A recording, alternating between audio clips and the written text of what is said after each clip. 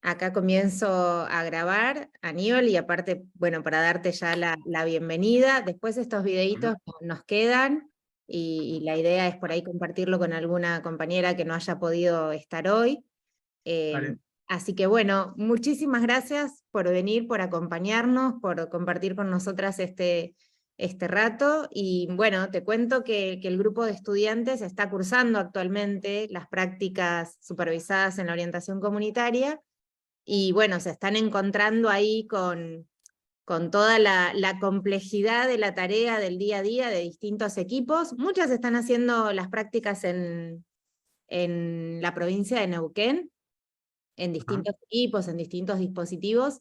Y nada, recién surgían algunas preguntas muy interesantes, ¿no? Acerca de cómo hacemos para ponernos de acuerdo en el trabajo interdisciplinario, cómo se lleva eso Ujú. día a día. Entonces yo les decía, bueno, bien pertinente para ahora escucharte y Buenísimo. poder ir después intercambiando en un segundo momento con vos, porque Ajá. bueno, en principio la propuesta y lo que te invitamos a que nos ayudes a pensar es esta cuestión metodológica del método reflexión-acción, pero a Sí. partir de ahí lo que vos quieras contarnos y compartirnos va a ser bienvenido, así que ese es solo el punto de partida y bueno, te escuchamos, Aníbal, gracias por estar. Una cosa antes de empezar, Sí, Claudia. ¿Cuánto tiempo tenemos para hacer esto? ¿Vos vas mira, manejando los tiempos? sí, generalmente hacemos más o menos una hora, unos Ajá. 45 minutos, una hora, lo que a vos te lleve la exposición, y Ajá. reservando ahí un ratito en los últimos 15 minutos, 20, para más bien las preguntas que les vayan quedando a las chicas. Si te parece bien, Dale. y Me si no, parece. Dale. bueno, Vos dale. avísame cuando ya vamos Sí, yo concluyendo, porque por ahí yo me pierdo en el asunto. bueno, las Vemos cómo demás funciona. estamos, viste que por esto que no funciona muy bien, por ahí nos muteamos para que no se genere interferencia, Dale. para escucharte mejor. De todas maneras, bueno, a mí me gustaría por ahí que si quieren interrumpir, bienvenido. Interrumpamos. Así vamos aclarando sobre la marcha si quieren, incluso. No tengo ningún problema, ¿eh? Así que, como quiera, avancemos. Yo avanzo con pero si alguien quiere preguntar algo, me interrumpe y hablamos. No, no hay ningún problema. Me parece que sería eh, Bárbaro. así solidario con el método isomorfo. Vamos por ese lado. Sí, buenísimo. Mm, bueno, entonces, empezamos con el método de trabajo, sería lo que me toca a mí decir hoy. Bueno, lo primero a mí me parece que se escucha bien. ¿Todos me escuchan? Sí. Sí, pero ¿sabes ¿Vos me qué escuchás estoy bien? Sí. pensando, Aníbal? Sí, Yo te sí. escucho ¿Qué? bien, pero no te presenté lo suficiente. ¿No querés presentarte? Yo te Yo me presento presento, yo me como, presento. como un Dale, dale. compañero, como un amigo, como un Claro, claro. genio, pero bueno, Oh, sí, presentate sí. vos Un más genio que está formalmente. atrapado dentro del alambre. Bueno, bueno, mi nombre es Aníbal Gutiérrez, yo trabajo en salud mental acá en la provincia desde el 2004 más o menos. Empecé por la residencia, después empecé a trabajar en el servicio de la marca y estoy todavía trabajando hace mucho tiempo en el mismo servicio. Así que después de la residencia, tuvimos un tiempo en la jefatura de residencia, andando por Río Negro, con unos compañeros, y después nos empezamos a dedicar ya como efectores al trabajo de la desmanicomialización, eh, como podemos y como va saliendo. Eh, pero tampoco creo que hay mucho más que presentarme, creo que es eso más o menos. Yo soy psicólogo, soy originalmente de Buenos Aires, pero ya hace tanto tiempo que estoy acá en la provincia que me considero de Río Negro. Así que, bueno, eso sería como la presentación más formal, si se quiere. Eh, yo quería empezar por hablar antes del método de trabajo, del objeto de trabajo, porque el objeto de trabajo es la razón por la cual organizamos este método, o sea, por la cual nos parece útil el método.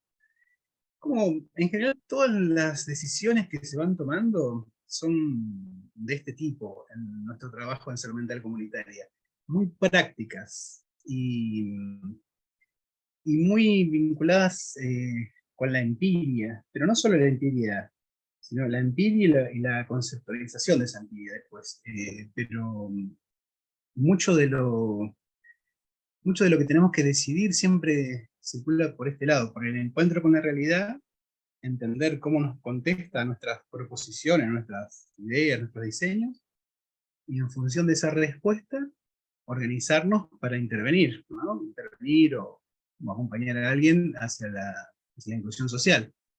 Y ahí hay otro punto que también sería interesante hablar de qué es esto de la inclusión social, porque también son esas palabras que siempre hablamos con Claudia, que pareciera que todos compartimos, cuando las nombramos todo el mundo está de acuerdo, pero cuando entramos a desmenuzar o a ver fino qué estamos significando cada uno de nosotros por eso, empieza la discusión, porque no todo el mundo entiende lo mismo. Entonces, el objeto de trabajo son estas situaciones que hasta hace un tiempo las denominaban situaciones sociales complejas. Es decir, son situaciones de la vida de las personas. En general, donde intervenimos donde nos toca acompañar a las personas, son situaciones de desequilibrio, de algún tipo, en todas las variables que componen su persona. Ahí están todas las líneas. Por eso trabajamos también con el concepto de situación, la persona situada, o sea, el conjunto, la convergencia, en un momento determinado, que es la vida de esa persona, de un conjunto, una serie, y otra serie, y otra serie, y otra serie de variables. Está la política, la historia, la economía, su trabajo, su familia, su estado psíquico, su estado anímico, todo lo que es la vida de la persona. Entonces, es un poco megalómano pensar que vamos a acceder con alguna teoría o alguna cosa que complete esto, que esté acabada y que nos dé cuenta de todas esas variables con las que vamos a trabajar.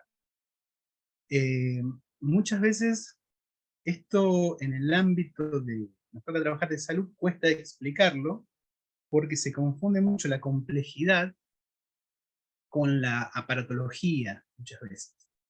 Entonces, en el ámbito de salud sobre todo, se entiende que algo es complejo porque o es muy específico, muy específico de alguna cosa, de un tipo, alguna parte del cuerpo humano, o alguna patología que hace tal o cual estudio muy específica, se confunde eso con la complejidad. Eso me parece que va en relación a cómo se denominan a los hospitales, tal complejidad porque tienes más servicios o más distintos tipos de efectores. En el caso de salud mental comunitaria, la complejidad estaría como invertida, porque a nosotros nos toca trabajar donde está uno de los mayores grados de complejidad, porque están todas las variables juntas. Está esa tomografía que tiene que ir a hacerse la persona desde la línea sur, el Alto Valle, está también dentro de nuestras cosas por ahí que tenemos que organizar. Y está el transporte, y está su familia, y está antes cómo hace ese trabajo, y está si lo tenemos que acompañar, y está con qué plata va a llegar, y con qué plata va a comer, y qué va a hacer ese día, y qué va a hacer cuando vuelva, y está todas esas cosas todas juntas, ¿sí? O sea que incluye a la- a la- al conjunto de todas las maniobras y toda la guía y todas las técnicas y operatorias que tenga el conjunto de salud. Desde ese punto de vista parecería medio megalómano, porque nosotros diseñamos una estrategia, la ponemos a funcionar y pensamos que vamos a intervenir en ordenar a todas las otras variables. Imposible, no sucede así, ¿sí? Nuestro objeto es tan complejo que aparte de las novedades que va provocando en su subjetividad, hay novedades en su sociabilidad, hay novedades en su familia, hay novedades en su ámbito comunitario, en el ámbito institucional. Todo el tiempo la realidad nos está respondiendo con nuevas acomodaciones de esa situación. Datos nuevos, todo el tiempo. Impensados, imposible de pensar, no se puede prever. Por lo tanto, una de las cosas que tiene nuestro objeto es que nosotros no nos declaramos como que sabemos hacia dónde vamos a ir al principio de este acompañamiento hacia la inclusión social. Lo primero que declaramos en este tipo de trabajo de salud mental comunitaria es que no sabemos. Y no por una afinidad con el psicoanálisis, eso coincidimos en el no saber. Pero el nuestro es un no saber operativo, no saber realmente qué ruta vamos a tomar, por dónde vamos a ir. No se sabe. En eso tenemos muchas coincidencias. Un camino del cual ignoramos casi todo. y el objeto es complejo en el sentido de que tiene una gran cantidad de elementos, porque está configurado, está pensado como una situación, cada persona en situación. Cada situación, esa complejidad de variables que dijimos, esa convergencia. Entonces, ¿cómo, con qué teoría, con qué marco conceptual abordamos algo que es así? Nos parece a nosotros que más que un marco conceptual, sería, no nos dividimos tanto por las escuelas o por los marcos teóricos fijos, sino por un método que incluya a todos los otros, a cualquier disciplina, o sea, le da lugar a cualquier método, no, a cualquier conceptualización que nos venga bien para ese momento. Bromeando a veces decimos que andamos cirugiando cosas, porque agarramos algo que nos parece que sirve, alguien que lo maneje bien, lo recauchutamos, lo mejoramos un poco y lo usamos, ¿sí? Vamos viendo qué nos va sirviendo de todo lo que hay. En ese punto no tenemos como mucha discusión sobre el tema de qué usar, porque como el camino es incierto, lo único que tenemos cierto es hacia dónde vamos, que es la dirección que le vamos a dar a todos esos procesos que vamos a desatar. Hacia dónde vamos es la inclusión social, ¿sí? Tenemos entonces un objeto complejo y un lugar hacia dónde ir, sería como una finalidad, le llamamos nosotros.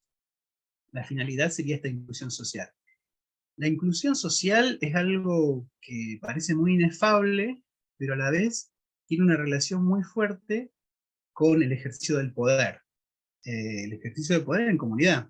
Es decir, cuando hablamos de comunidad, hablamos de un campo multiinstitucional, ¿no? Que sucede al mismo tiempo.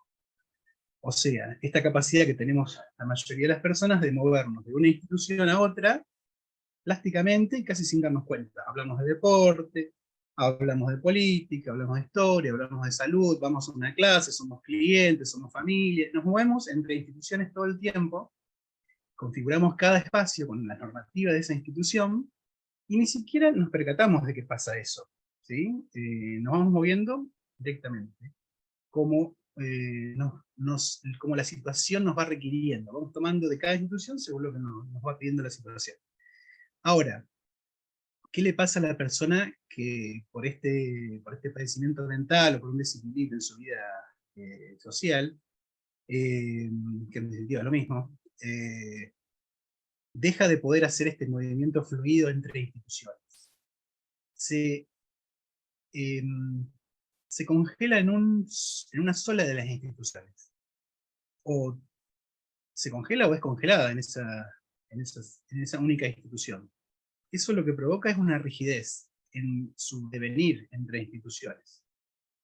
Por ejemplo, ya no es fulano de tal que va a comprar pan, sino que es el paciente que va a comprar pan, el usuario que va, da lo mismo decir, en ese punto da lo mismo decirle paciente, usuario o loco, es lo mismo, todas son significaciones o significantes que remiten a salud, ¿sí?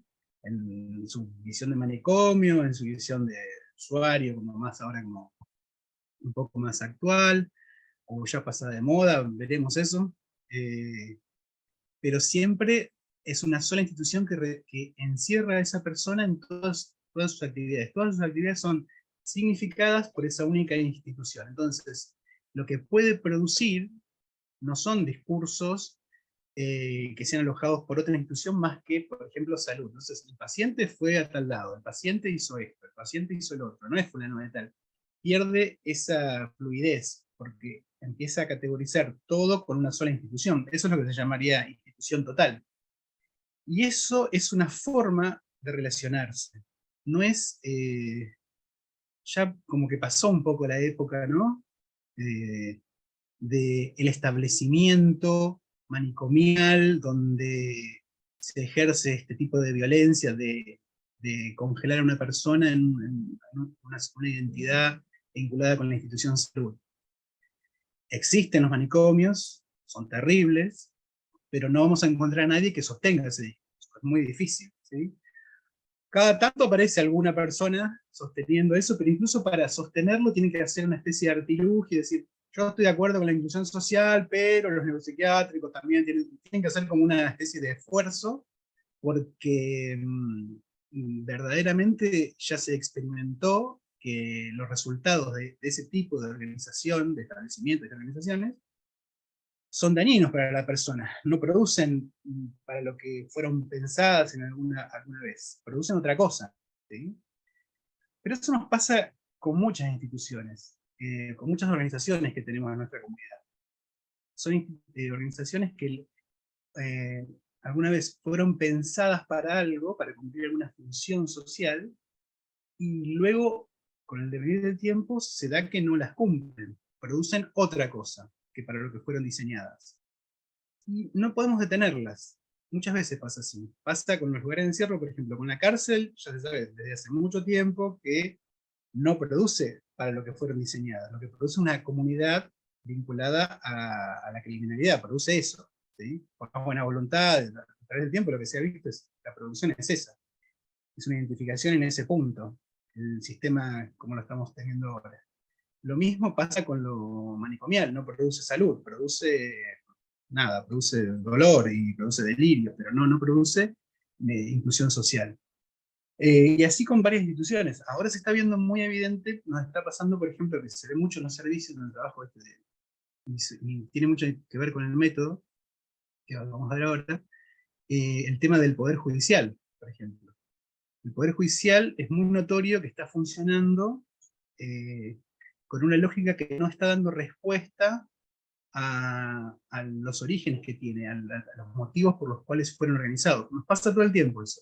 Las personas nos vienen a ver y no quieren saber nada, tratan de evitar todo el tiempo el encuentro con el juzgado, con el juez de acá, con el juez de, tratan de evitar esos espacios porque no los sienten como un espacio que les vaya a aportar una solución, al menos en la experiencia cotidiana, ¿sí? Se trata como de evitar esos espacios.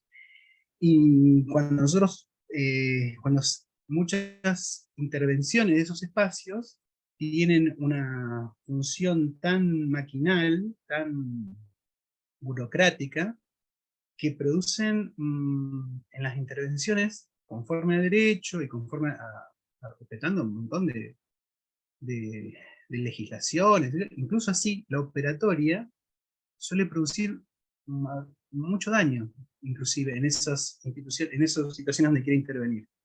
Esa es una. Salud tampoco produce a veces lo que promete. Nosotros, ¿me estás mostrando un cartel? No veo nada. Claudia, ¿me estás mostrando algo? Ah, pensé que me estabas mostrando algo y no veía. Bueno. No, perdón, Entonces, estoy acá bueno, de acuerdo. De acomodando acuerdo. para... Bueno.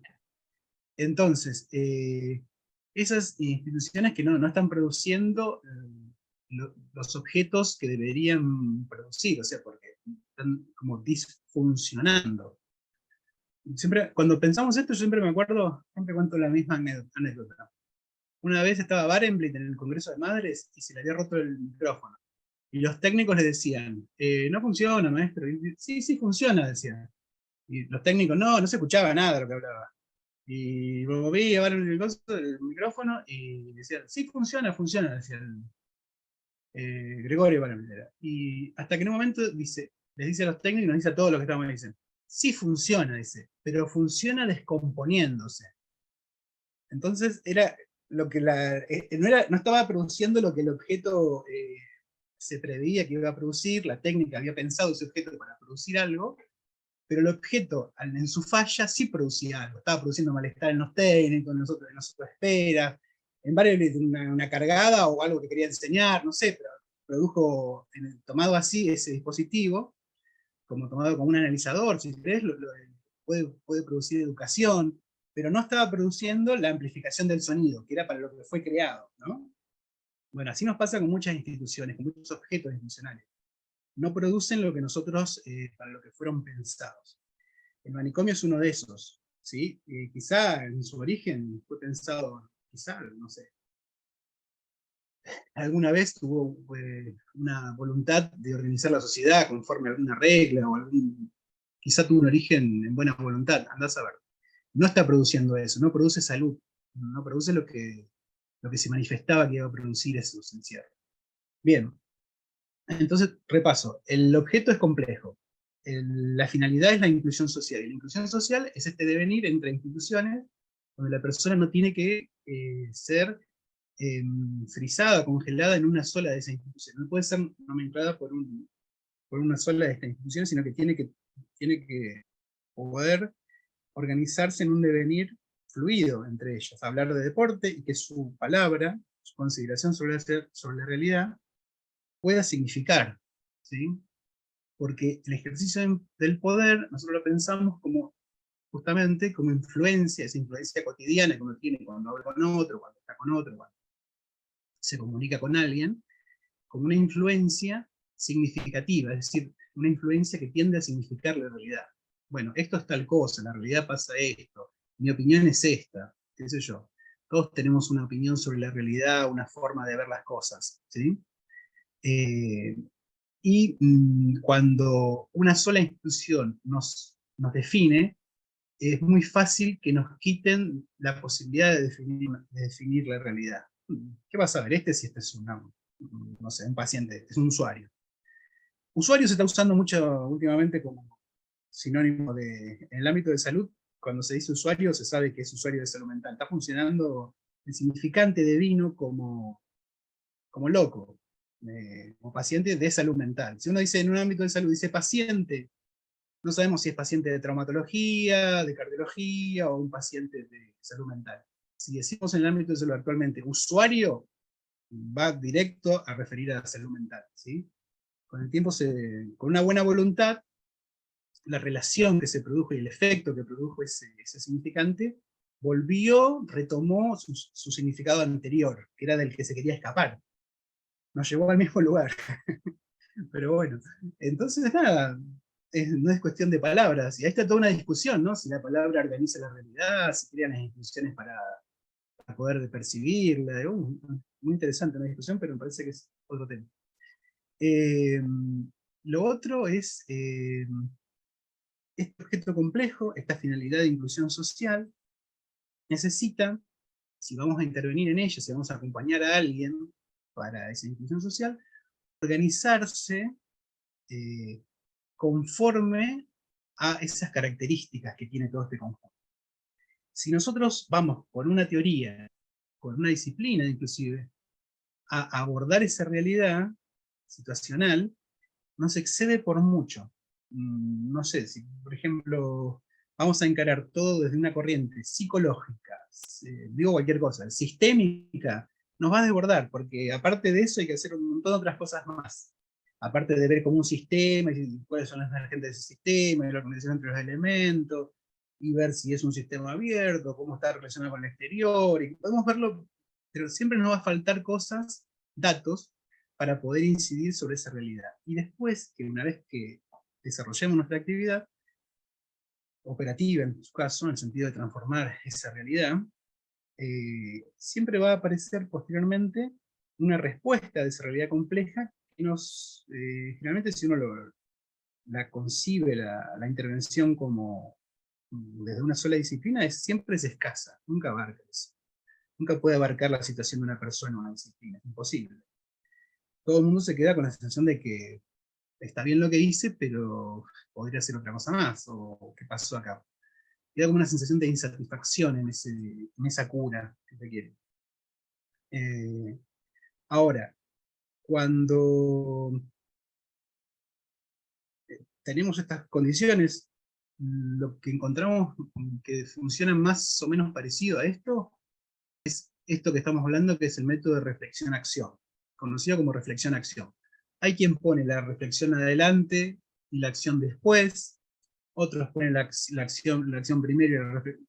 A nosotros la verdad que nos da lo mismo, porque reflexionar también puede ser una acción de pensamiento, y podemos entrar en una discusión bizantina que en realidad lo importante es el ciclo, no que está primero y que está...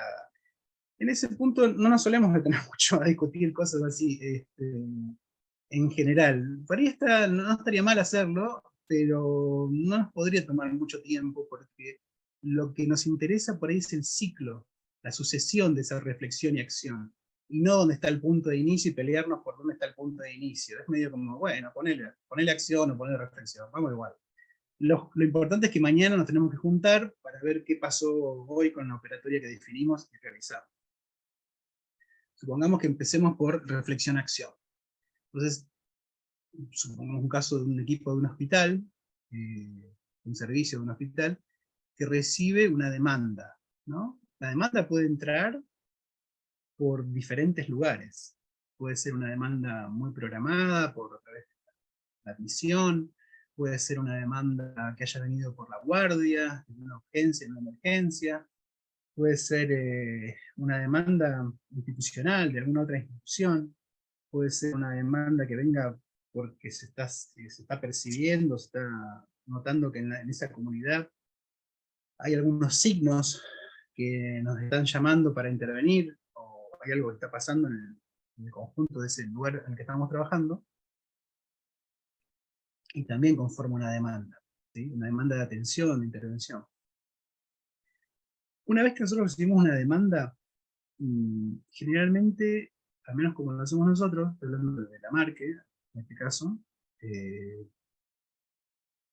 lo que hacemos es tratar de diseñar una estrategia para cada persona. Es como construir un traje a medida. Sirve para esta persona.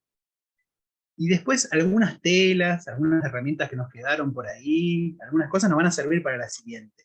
Pero el traje que armamos nos sirve para esta persona y no para otra. A otra no le queda. Si le queremos acomodar el traje vamos a tener que achicar en algún lado, agrandar en otro, ya no le va a servir a otro. El mismo traje, ¿sí?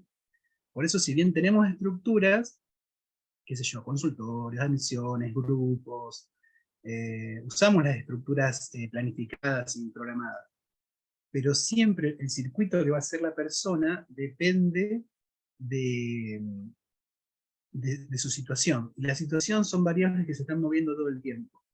Entonces, como dijimos antes, no sabemos por dónde vamos a ir. Por dónde vamos a ir hacia la inclusión social, lo ignoramos. Entonces, recibimos esa demanda, la sometemos a una evaluación general del equipo.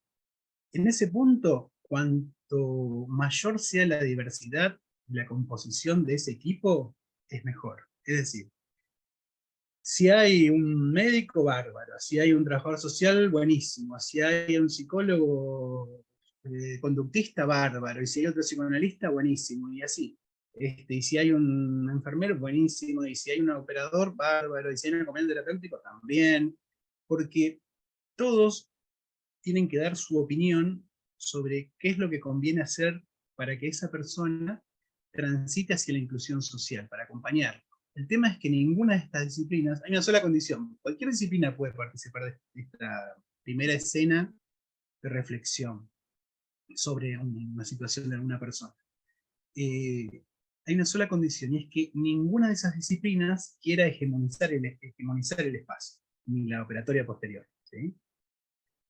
Cuando alguien hegemoniza, cuando alguna disciplina hegemoniza ese espacio, se termina el método de intervención tal como lo estamos pensando, porque ese método, lo rico que tiene es la multiplicidad de opiniones. Claro que una vez que se expresan esas opiniones, hay que ir hacia una operatoria concreta, hay que concluir.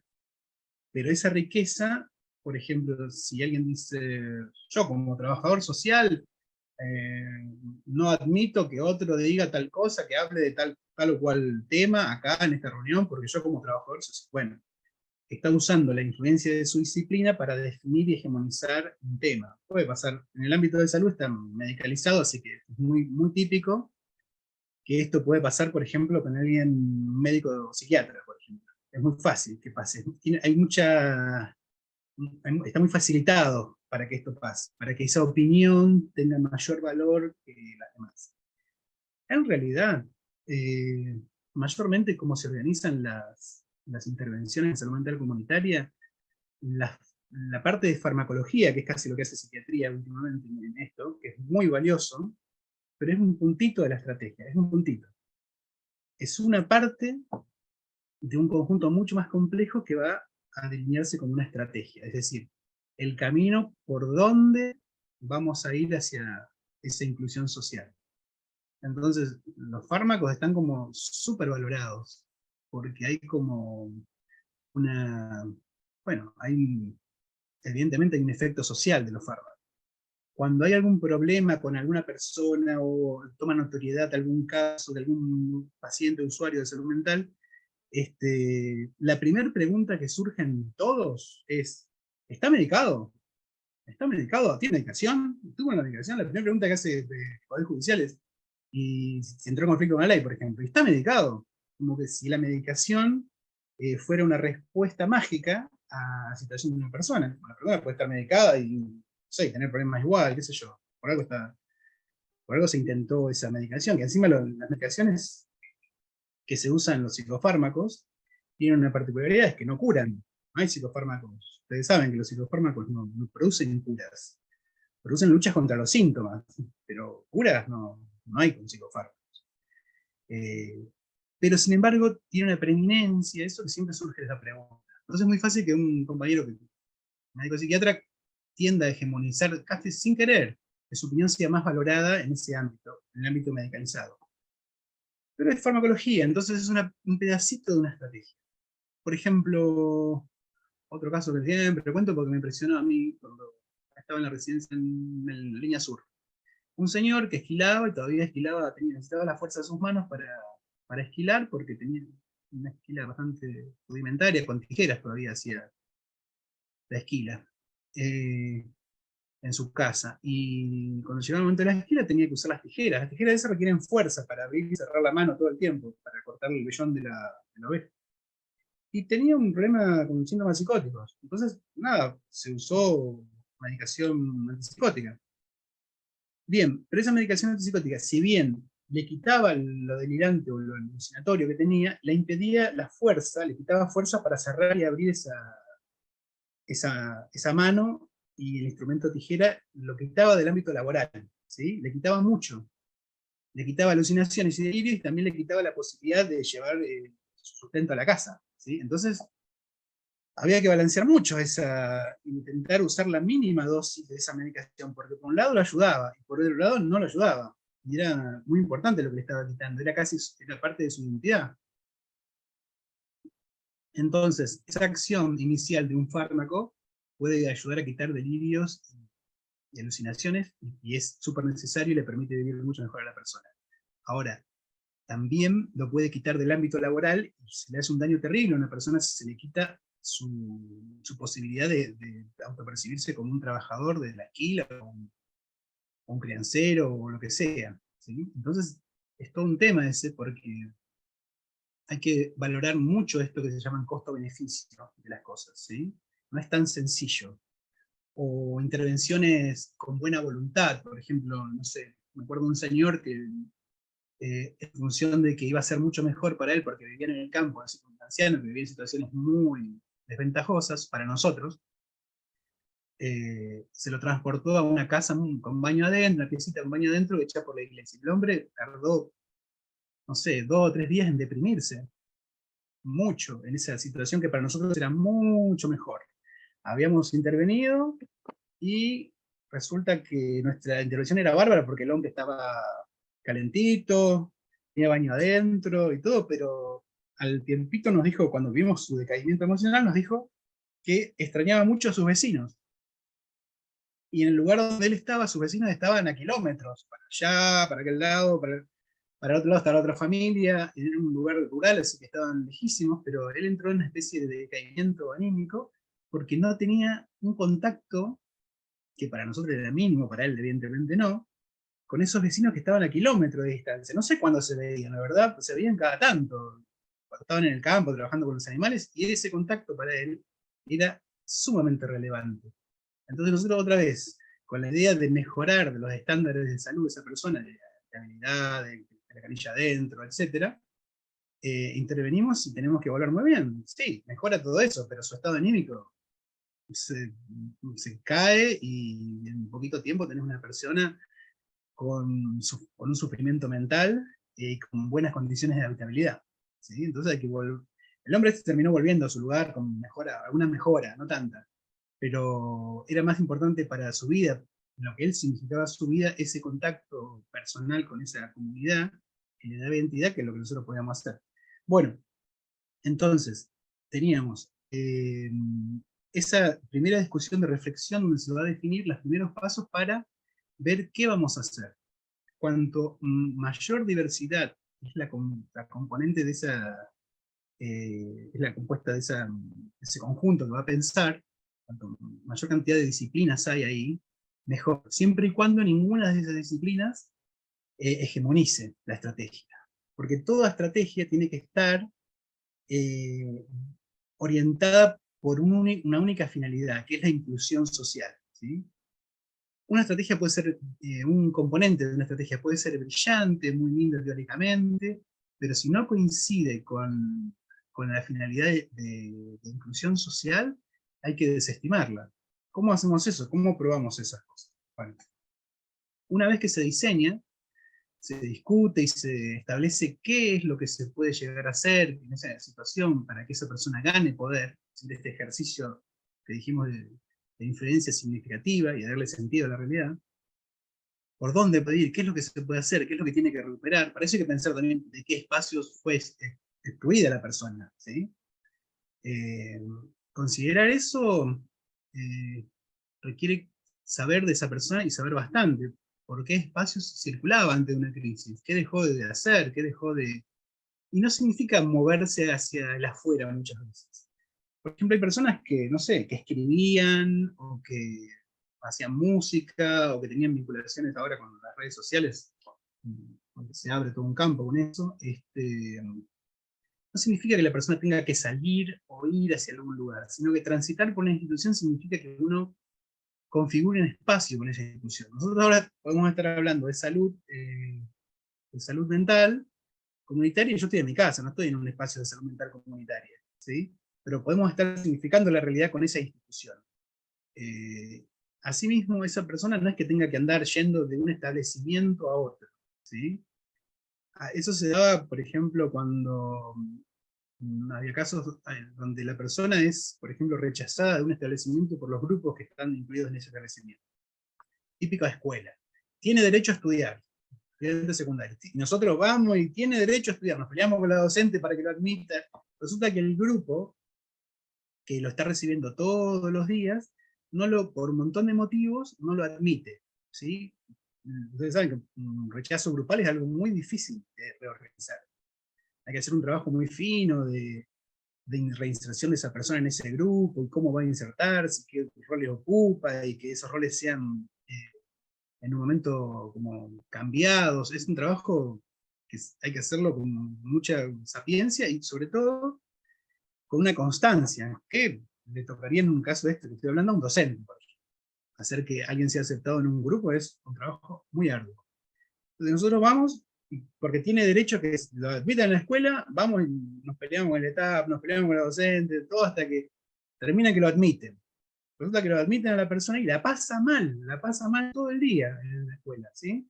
Pero estamos todos contentos que ejerció su derecho de estar en la escuela y que, bueno, defendimos su derecho de que esté en la escuela y todos enojados, pero felices.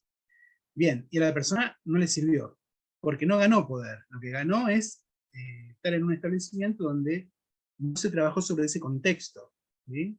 Se lo volvió a incluir en un contexto sin modificar ese contexto. Y eso hemos visto una y otra vez que no funciona. No funciona nunca, porque las reacciones que nosotros, las conductas nuestras, están condicionadas por este contexto. No hacemos cosas porque sí nomás las personas. Estamos en una interrelación permanente con nuestro contexto, en esa situación que hablamos al principio. Entonces, podría haberse pensado, por ejemplo, para este caso que estoy diciendo, otra estrategia, y a la vez trabajar con ese grupo. Y pensar una estrategia donde la persona esté menos tiempo, la educación alguien fuera a educarlo en su casa, participar de otros espacios que no tienen que ver con lo académico, para tipo lo deportivo, o en lo que él sea bueno, para que sea reconocido en ese punto, evaluar qué tiene habilidades de tal o cual de fuerza. Entonces, bueno, no tiene agilidad, pero tiene fuerza, entonces que se incluya en un grupo donde tenga que hacer fuerza y sea valorado por eso, y de ahí partir hacia la valoración de esa persona, ¿no? Si entramos por lo normativo, institucional, y queremos organizar una estrategia de intervención comunitaria, no nos va a funcionar, ¿sí? Vamos a tratar de defender su derecho, todo el mundo queda muy conforme con el ejercicio ese, y la operatoria termina dándonos como respuesta, nuevamente, que la persona pierde poder. No se le permite circular mejor, se le permite menos circulación, ¿sí? Entonces, teníamos el objeto complejo, el método de trabajo que es reflexión-acción, esta reunión inicial que es de multidisciplinaria o interdisciplinaria sería, en este caso, muchas disciplinas en el mismo momento, hablando sobre el mismo caso y diseñando una estrategia, es decir, por dónde vamos a ir para esa inclusión social. Bien, fenómeno, hasta ahí estamos. Entonces, una cosa importante una vez que uno define qué tareas se va a realizar, qué es lo que vamos a hacer, es designar los responsables de esa tarea. Bueno, ya sabemos que vamos a hacer esto. Vamos a hacer A, B y C. Pero, ¿quién va a hacer A? Y alguien tiene que distribuir, el grupo es un equipo en realidad, tiene que distribuirse esa tarea. A tiene que estar vinculada con la va a realizar fulano. Y B la va a realizar mengano. Y C la va a realizar tubiano. Bueno, fenómeno. ¿Cuándo se va a hacer? ¿Sí? Entonces tenemos la tarea, quién la va a hacer y cuándo se va a hacer. ¿Sí? Y lo que tiene que estar, la instancia que define todo este trabajo, es saber que se va a hacer esa tarea, el responsable de la tarea que se va a realizar, cuándo se va a realizar y cuándo nos juntamos de nuevo para volver a evaluar. Esa segunda reunión es casi tan importante más que la primera, porque ahí todo el mundo va a traer respuestas de la realidad. Hasta ese momento estamos en el plano de lo conceptual y de lo que creemos que es mejor, cada uno usa sus armas, su disciplina para diseñar, hace aportes desde lo conductual, desde lo farmacológico, desde lo sociológico. Lo que no tenemos nunca en los equipos, y que sería genial, es tener antropólogos. Eso no hay, y es tan necesario porque hay mucho de lo antropológico jugando siempre en todas las situaciones. Pero en ese punto no solemos incorporar, creo que sería muy difícil también vincular a un antropólogo a la práctica, pero también útil. Bueno, vamos a la realidad con esa tarea definida, con el responsable definido y los tiempos. Se opera sobre la realidad. Se termina el punto del diseño, de la reflexión, y empieza la operatoria. La operatoria en el sentido de transformación de la realidad. La operatoria implica acompañar a una persona. Y en ese acompañar, tiene que ser un acompañamiento muy cuidadoso. Porque justamente en el diseño una de las cosas que hay que tener en cuenta es hasta cuándo y dónde va ese acompañamiento. Porque, por ejemplo, alguien puede decir, bueno, vamos a ver si tal persona puede inscribirse en un curso de computación que dan en tal escuela de noche porque le gusta la computación, es hábil en eso, o puede desarrollar cierta habilidad, y aparte eso le va a ayudar porque no se va a poder empezar a hacer notas en tal o cual oficina, puede conseguir trabajo en tal lado, eso le daría cierta perspectiva. Pongámosle cualquier cosa que maneje tal programa, va a hacer un curso de computación. ¿Lo acompañamos o no a inscribirse? Entonces ahí empieza una discusión también, porque desde las personas que trabajamos en salud mental, sí referimos como trabajadores a la institución de salud mental directamente. Y en los pueblos donde cuanto más chica la comunidad, más te conocen, por ejemplo. O no necesitas que te conozcan.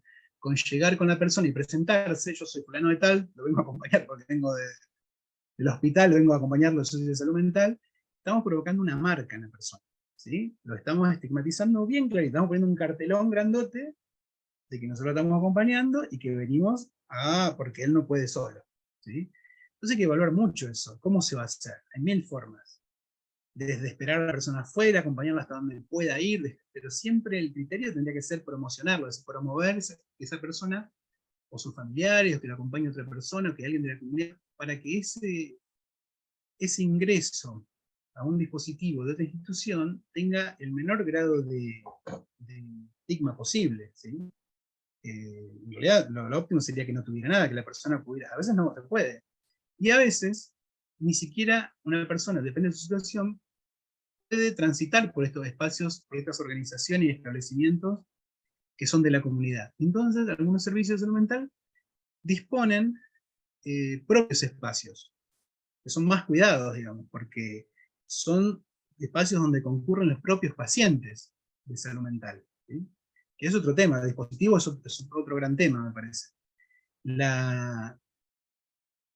Ese transitar por espacios, por ejemplo, organizar un taller de cocina, supone, de salud para pacientes de salud mental, puede ser abierto a la comunidad o no, pero está organizado para los pacientes de salud mental.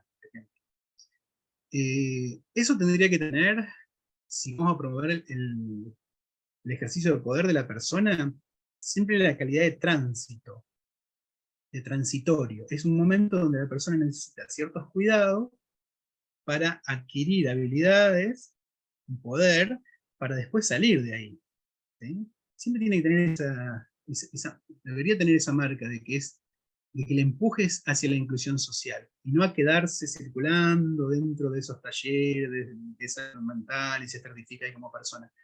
Un trabajo óptimo que pocas veces lo logramos hacer y tarda años en llevar adelante el trabajo, es que esa persona conserva una referencia de esos espacios de salud mental, de los equipos de salud mental, pero como esa referencia que conservamos de la casa de nuestros padres, la cual salimos alguna vez, si queremos la casa familiar, ¿no? Digo, si queremos pasar un día por ahí, va a haber un plato de comida, hasta nos podemos quedar a dormir una noche, pero no es nuestra casa, ¿sí? No es nuestra casa. Ya pasamos por ahí, nos sirvió para hacernos fuertes, para salir al mundo, nos sirvió para salir, pero ya no vamos a vivir ahí, ¿sí? Ya no es nuestra casa, al final del día no nos dirigimos hacia ahí, nos dirigimos hacia otro lugar, mejor, peor, qué sé yo, el que pudimos conseguir cada uno. Pero debería ser algo así, yo me imagino, como esa referencia que no se pierde, que uno la internaliza y que logra que la persona transite por su comunidad y siempre nos puede tener de referencia a nosotros en algún punto, pero no somos algo tan relevante ya en su vida, ¿sí? Bueno, entonces teníamos método de trabajo, diferentes disciplinas, reflexión-acción. La primera parte, supongamos que es reflexión. Se diseñó, se dividió la tarea, se designó responsable y decidimos, y se va a la operación. En la operación, ya no importa la disciplina, porque son muy raras las acciones que son disciplinarias luego del diseño, porque son acciones inespecíficas, la mayoría de las acciones, ¿sí?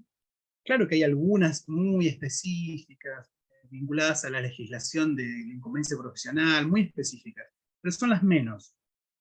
Por ejemplo, no sé, la provisión de alguna medicación específica, la puede hacer un enfermero, un operador, hay ciertas profesiones que no pueden hacer ese operatorio. Pero acompañar a una persona, hacer un trámite, a limpiar un canal, a ir a, no sé, a limpiar su casa, acompañar a alguien por ejemplo, a un curso de algo, ir a hacer un trámite al municipio, tantas cosas hay para hacer que es impensable, entonces uno se encuentra haciendo cosas muy extrañas. Puede ser desde ir a buscar, qué sé yo, cualquier cosa, carqueja para el hígado, para su familia, hasta acompañarla a una visita para evaluación psicofarmacológica, ¿sí? Cualquiera de esas cosas puede pasar. En el medio, ¿sí? Todo ahí. Pero hay unos límites, sin embargo, que es que podemos hacer un montón de cosas, está abierto mucho a la imaginación, a la creación de ese equipo, pero hay unas líneas que están marcadas en la ley, sobre todo están marcadas en la ley de Río Negro, que es respeto por la identidad de la persona, ¿sí? El respeto por la identidad. La identidad implica toda su cultura, ¿sí? Y lo que es digno, la dignidad y el respeto por su identidad. Eso está en el primer artículo de la ley, dice que es el espíritu de la ley, ¿sí? Ese respeto por la identidad y la dignidad de la persona enmarca, o sea, podemos hacer cualquier cosa, una estrategia puede estar hecha de cualquier cosa siempre y cuando respete eso. Lógicamente la ley también, no podemos transgredir la ley, pero digo, en el ejercicio de la creación de una estrategia, o la invención de una estrategia, eso como que son los marcos, ¿sí? El respeto por esa identidad. Sí, sí, adelante. Sí. Hola, ¿cómo estás? ¿Qué haces? ¿Cómo andas? Tanto tiempo. Estás refijado. Ahora sí te veo movimiento. Sí. Ahí en lo que vos decías, ¿no? Que, bueno, en la operación, el hacer, uno puede encontrarse haciendo un montón de cosas, cualquier cosa en sí. Sí, También lleva la discusión desde otro plano, ¿no? Esto, sí. ¿qué me corresponde? Dentro del equipo terapéutico, porque se juega esto, ¿no? Yo soy psicólogo, yo no voy a ir a Ah, buscar sí. con... Mm, Yo soy psiquiatra, ¿no? Ni se te ocurra que voy a... claro. ¿No? Sí, sí, sí, sí. ¿Cómo sobrellevamos eso? ¿Cómo pensamos esta situación de la definición de cada uno de sus roles y funciones? Sí. Bueno, por ejemplo, desde la psicología, te cuento, yo como lo pienso al menos. Eh, está tomado mucho por lo tradicional. La psicología, sobre todo como lo académico, que es donde se forman los psicólogas, están muy vinculados a la construcción de una estructura, al funcionamiento de una estructura, que es el consultorio. ¿Viste? Es como si un mecánico estuviera vinculado al destornillador, me parece a mí. ¿Viste? Eh, y esa vinculación se vuelve se suelda en un momento del devenir de la persona.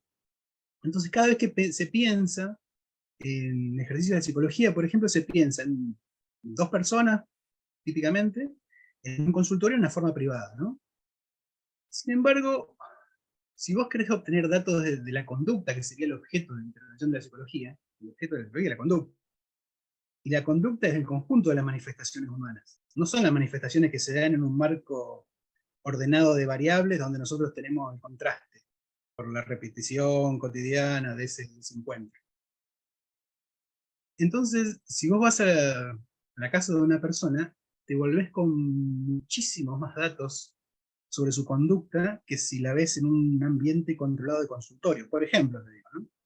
Entonces, el ambiente, la realidad cotidiana es un ámbito para mí que aporta muchísimo a la psicología, al análisis psicológico que vos podés hacer, ¿no? Después.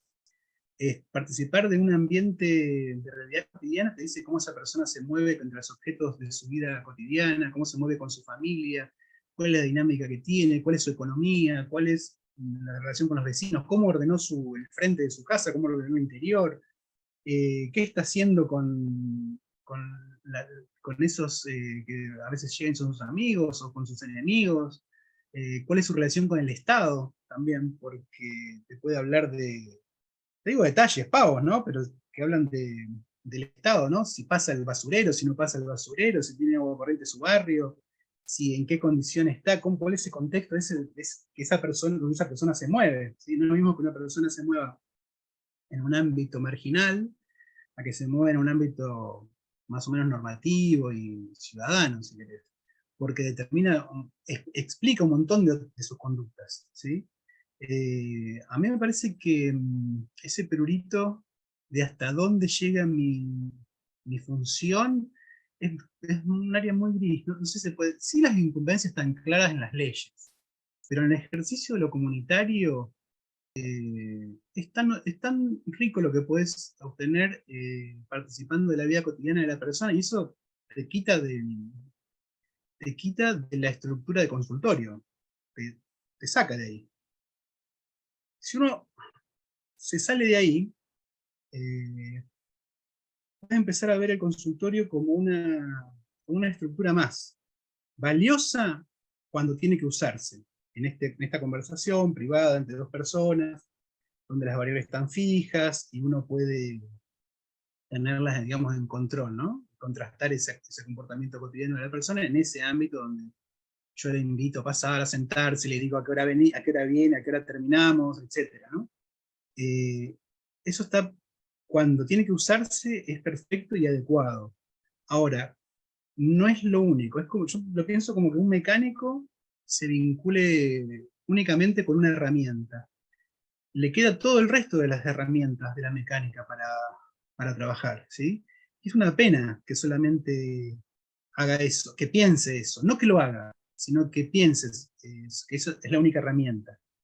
¿Por qué? Porque alguien puede decidir trabajar en ese ámbito y está muy bueno, y si lo hace bien, genial.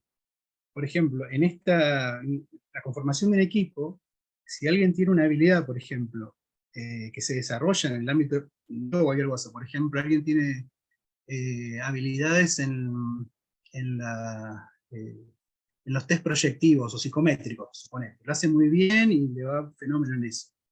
Y se capacitó para eso. Bueno, eso se va a desarrollar en un consultorio y a veces es lo que hay que hacer, es lo que tenemos, es el dato que necesitamos para hacer un diagnóstico diferencial, por ejemplo.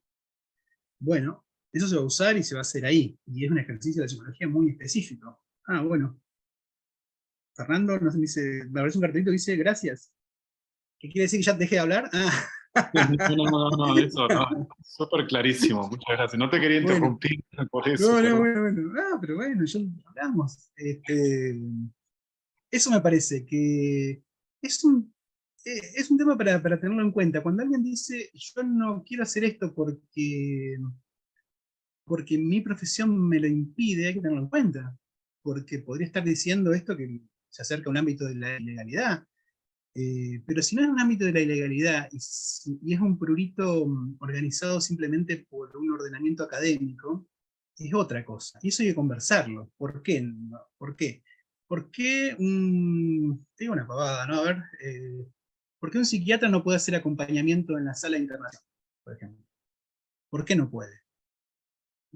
¿Le pasa algo que no puede? ¿Desaparece cuando entra en una sala de internación? No sé. ¿Por qué no puede hacerlo? Es muy difícil que lo haga, porque tiene otra, ¿no? Porque tiene otras cosas que hacer, tiene pacientes citados, pero el resto del equipo también tiene otras cosas que hacer, y tiene pacientes citados, y tiene cosas programadas, pero generalmente ese punto, con el devenir del tiempo, se ha ordenado para que lo hagan los operadores, el acompañamiento en la sala internacional, ¿no? Y ya en los equipos no se discute mucho eso. Cuando hay que hacer acompañamiento, todo el mundo mira a los operadores, y los operadores asumen el rol, y no es algo que sea exclusivo de los operadores. Cualquiera puede acompañar, y es una de las tareas más difíciles de acompañar. Y es muy pesado acompañar. Discúlpeme. Sí. También las visitas domiciliarias. Claro, las visitas domiciliarias, sí. Solo estamos viendo que tuvimos una escena así, una vivencia de eso, de que pareciera que no correspondería para la psiquiatría o para... Y ahí surgen los debates. No, un psiquiatra, si está, digamos, interesado en el tema, se puede llevar un montón de datos de una visita domiciliaria que le permiten un mejor ejercicio. Si va a hacer psicofarmacología, le va a ser mucho mejor ese ejercicio de la psicofarmacología si tiene datos del contexto de la persona. Si tiene datos de cómo es su casa, si pasa frío, si no pasa frío, dónde duerme, cómo es su habitación, si tiene acceso a tal o cual cosa, le va a aportar datos, porque son datos que después le va a servir para hacer el análisis biomédico de eso. Porque ese cuerpo que va a medicar va a estar en ese ámbito, no va a estar en el consultorio donde lo vio por primera vez. A veces pasa eso, que alguien recibe a alguien en un consultorio, aparece y desaparece. Y no, el otro día me pasó una cosa, a mí me causó gracia después de que pasó, pero en el momento no. Que Aníbal te iba a consultar. Sí, decime. No, pensaba si, o sea, escuchaba Erika y Martínez. pensaba, sí, ¿cómo va? Yo soy operadora también de salud, pero pensaba si estas cuestiones de si me corresponde o no me corresponde, si en un punto tenía que ver con esto que vos decías de meterla a la compu, no sé si soy yo. Sí, algo pasa, algo muy extraño. Sí, lo apago. Adelante. No, y pensaba si tendría que ver con esto que vos decías, como si no, esto del fin, el fin es la inclusión social, ¿no? Bueno, ¿y qué entendemos por inclusión social? Y si en algún momento quizás en el equipo hay algo de esto que se desvirtúa, o en esta constante de seguir construyendo entre todos, ¿no? Los equipos se renuevan, todas las personas cambiamos, ¿no? A lo largo del tiempo, sí, claro. Si uno va perdiendo, ¿no? O el horizonte, o si hay algo de esto que no se vuelve a poner en palabras, o todo el tiempo lo ponemos ahí para discutir, quizás algo de eso tenga que ver con esto. Entonces después hacemos como, no sé, dividimos las tareas y las funciones por las disciplinas, y no por quizá lo que necesita esa persona ahí, en ese momento. Sí, ¿no? la disciplina en el método de trabajo de salud mental comunitaria de reflexión-acción es el momento de análisis. Después en el ejercicio de la tarea que se resolvió hacer, la disciplina, la mayoría de las veces, no tiene importancia. Se construye después una realidad donde hay cosas que puede hacer una profesión y no. Hay cosas que aparentemente por construcción, por costumbre, solamente la pueden hacer los operadores, y cosas que solamente la pueden hacer los psicólogos, y cosas que solamente la pueden hacer... En realidad no, hay que ver muy bien eso. Que si no pueden hacerlo otras personas. Se va haciendo una costumbre. Y otra cosa que vos dijiste, Erika, ahí, hablaste de equipo, ¿no? Hablaste de un equipo. Bueno, no todo grupo de trabajo es un equipo. No es así. No toda gente que se junta a hablar de algo es un equipo. No funciona de esa manera la realidad. Un grupo de trabajo no necesariamente cumple con la definición de un equipo de trabajo. Para un equipo de trabajo tiene varias condiciones. Una de ellas es que tiene una base grupal, ¿sí? La base grupal implica un clima. Bueno, ya el tema del show, de viernes, la tele o el clima grupal, ¿sí? No se puede diseñar en un mal clima. En un mal clima grupal, donde estamos todos peleados y este está enojado con el otro, y no se saldó eso, y esas ansiedades andan dando vuelta en ese grupo, no se puede diseñar. Porque para diseñar hay que concentrarse en el objeto de trabajo. Y tengo que admitir las opiniones que va a verter el otro sobre el objeto que vamos a intervenir. En este caso, nada más y nada menos que la vida de una persona, la situación de la vida de una persona. Tengo que admitir que yo me puedo equivocar. Y que el otro puede tener mucha más razón que yo. Entonces tengo que estar abierto a escuchar y a modificarme yo. ¿Cómo voy a estar abierto a escuchar y a modificarme yo si estoy enojado con ese... en el nivel grupal, lo que es malo, lo que uno está enojado, lo rechaza, lo deja afuera, ¿sí? Entonces es muy difícil tener una conversación honesta, digamos, conversar sobre un objeto, cuando el clima de trabajo no está funcionando, no hay grupo, ¿sí?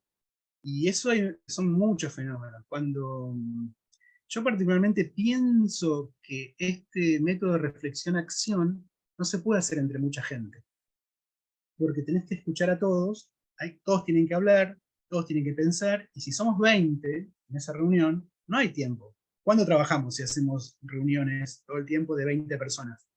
Es muy imposible. Pareciera como que el método de reflexión-acción requiriera una cantidad menor de personas. Lo que suele pasar en los grupos más grandes, tipo cuando pasa de 15 seguro, cuando pasa de 15 seguro, es que se empieza a fragmentar. Esa reunión de gente que va a trabajar se empieza a fragmentar en subgrupos. Empieza a aparecer el grupo de los fulanos, el grupo de los operadores, que se arman grupitos por afinidad, ¿sí? Que se van conformando en la práctica. Y esos grupitos, hay una cosa que es de los grupos, si vos pones a dos grupos en el mismo campo, en el mismo territorio, van a luchar por los recursos. Si no hay una institución que los ordena, ¿sí? Si vos tenés dos grupos, los dos grupos no van a admitir que el otro ocupe su mismo territorio. Al menos que haya una institución que ordene eso, el campo normativo, ¿sí? Entonces hay que estar muy consciente de la existencia de los subgrupos, de si se puede realizar esa reflexión-acción. Para mí es muy difícil hacer, con la frecuencia que requiere el ejercicio de la reflexión-acción, con más de 10 personas, por ejemplo, porque no te da el tiempo. No te da el tiempo para hacer una reunión todo el tiempo con más de 10 personas. Porque pensá que cada persona tiene que expresar, y aparte una de las funciones que tiene ese momento de reflexión es el tramitar las angustias que nos va a provocar en el trabajo. Entonces, muchas veces uno tiene que expresar en ese ámbito de reflexión también la angustia que le provocó la operatoria del día anterior. ¿Sí? Se da mucho. Uno interviene en un caso de ASI, por ejemplo. ¿No? Interviene, bueno, fenómeno, hace la denuncia, tiene una entrevista, habla con la gente, interviene en la guardia, médico, nosotros, trabajadores sociales, etc. Pero con lo que está trabajando es con algo muy doloroso. Y al otro día, si no lo habla con nadie, ese dolor que uno sintió, esos enojos, todo lo que nos provoca, por ejemplo, digo un caso, suele ser extremo, ¿no? El tema de ASI. ¿Qué pasa si no lo podemos hablar con nuestro equipo? ¿Sí? Uno puede abrir esto, expresar su ansiedad y su angustia si confía en ese entorno. Tiene que ser un entorno confiable, ¿sí? Que va de suyo, que va a mantener secreto, pero también tiene que alojarnos. en ese punto, ¿sí?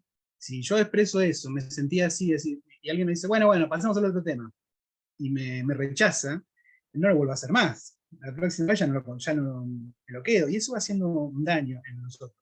Por eso es que tenemos mucha quemazón también. Cuando van pasando los años, ustedes saben que muchos nos vamos quemando en esto. Una de las razones es esa, porque no tenemos esa posibilidad muchas veces del ejercicio de esta tramitación en grupo. Cuando hay, alivia un poco. Nadie sale indemne de este asunto, eso al menos pienso yo. Y te metes en esto, viste, con el tiempo una mella hace en el filo de tu conciencia.